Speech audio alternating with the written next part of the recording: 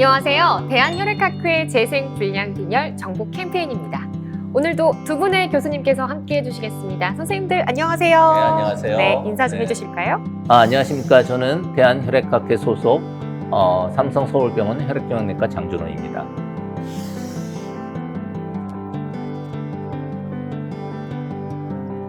재생불량빈혈의 치료에 대해서 오늘은 함께 이야기를 나눠보려고 하는데요.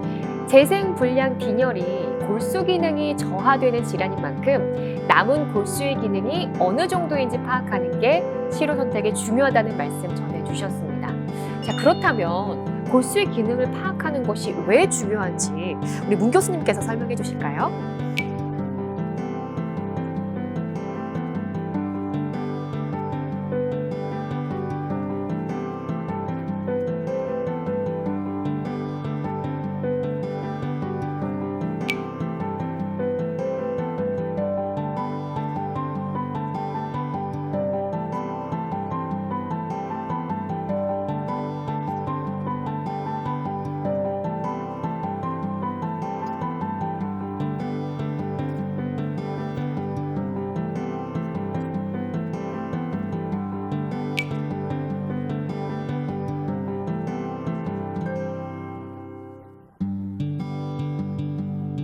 자, 그렇다면 재생불량빈혈에서 가장 우선적인 치료로 고려하는 게 조혈모 세포 이식인 걸까요? 네, 네, 맞습니다. 조혈모세포 이식은 가장 기본이 되는 치료입니다. 가장 좋은 치료법이고 또 조혈모세포에 문제가 생기는 병이기 때문에 다른 사람의 조혈모세포를 이식하여 70에서 90%의 생존율을 기대해 볼 수가 있겠습니다. 재생불량 환자의 손상된 골수를 공여자의 정상 골수로 바꾸어서 정상적인 조혈 과정을 이루어지게 하는 게 이제 조혈모세포 이식이라고 할 수가 있겠습니다. 조혈모세포 이식을 하기 위해서는 우리가 조직형이 완전히 일치하는 공여자가 있어야 되는데요. 그래서 이러한 공여자가 있는 경우에 중증의 재생불량빈혈의 완전 치료를 기대할 수가 있겠습니다. 소아의 경우에 이제 이런 조직형이 완전 일치하는 형제가 없는 경우에도 우리나라에 등록되어 있는 많은 분들의 조직형을 같이 이제 검사를 해서 이게 일치하는 환자에 있어서 조혈모세포 이식을 하는 경우에는 성인에 비해 이식 성적이 좋습니다. 따라서 면역 억제 치료보다는 최근에는 소아나 젊은 성인에 있어서는 이렇게 조직형이 일치하는 타인의 이식을 하는 경우도 우리가 종종 있습니다. 조혈모세포 이식의 합병증으로는 감염이나 출혈, 그다음에 여러 가지 급성, 만성 이식편대 숙주 반응, 재발 등이 있을 수 있는데 이런 이식 과정에서 감염이나 이식편대 숙주 반응 등의 예방을 하기 위해서 우리가 여러 약제들을 같이 사용하고 있습니다. 그래서 동시에 어떤 치료를 할지 결정하기 전까지는 보존적인 치료를 시행하게 되는데 혈구 감소로 인한 증상이 심해지면 혈구 보충을 위해서 수혈을 하기도 하고 그 다음에 감염이 되면 우리가 항생제나 다른 이 약제를 사용하기도 하고 출혈이 만약에 문제가 되면 혈소판 수혈을 따로 하는 경우도 있습니다. 자, 그렇다면 조혈모세포 이식 이외에 다른 치료는 또 어떤 게 있을까요, 문 교수님?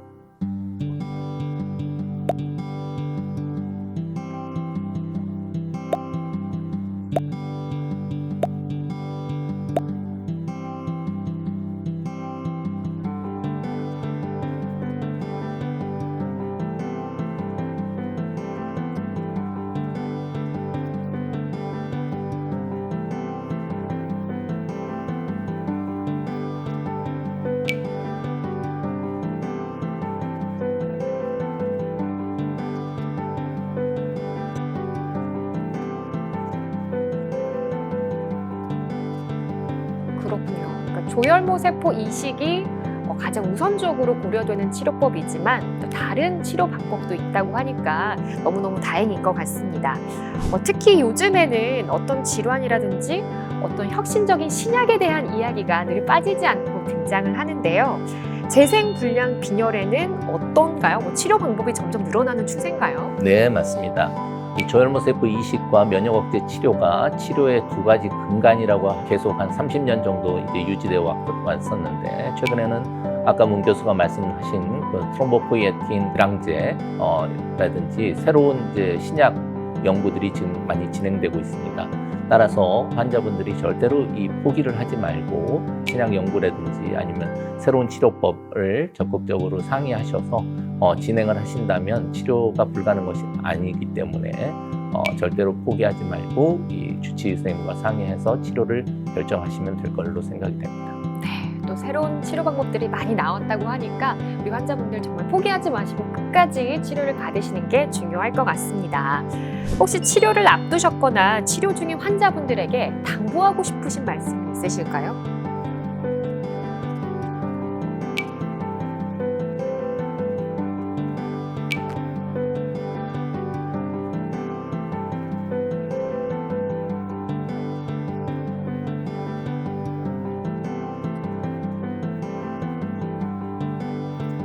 네, 맞습니다. 이제 난치성 질환이기 때문에 완전히 치료될 수 없다는 무력감들이 이제 생기고, 그런 것들 때문에 이제 실망, 절망 이런 감정들에 이제 사로잡혀 있는 환자분들이 많습니다.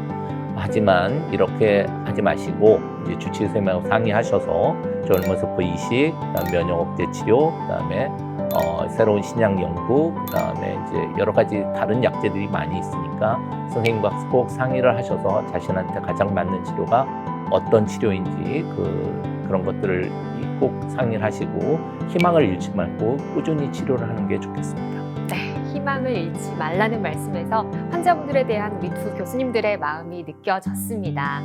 대한혈액학회 재생불량 빈혈 정보 캠페인, 이번 시간에는 재생불량 빈혈의 치료에 대해서 알아봤습니다.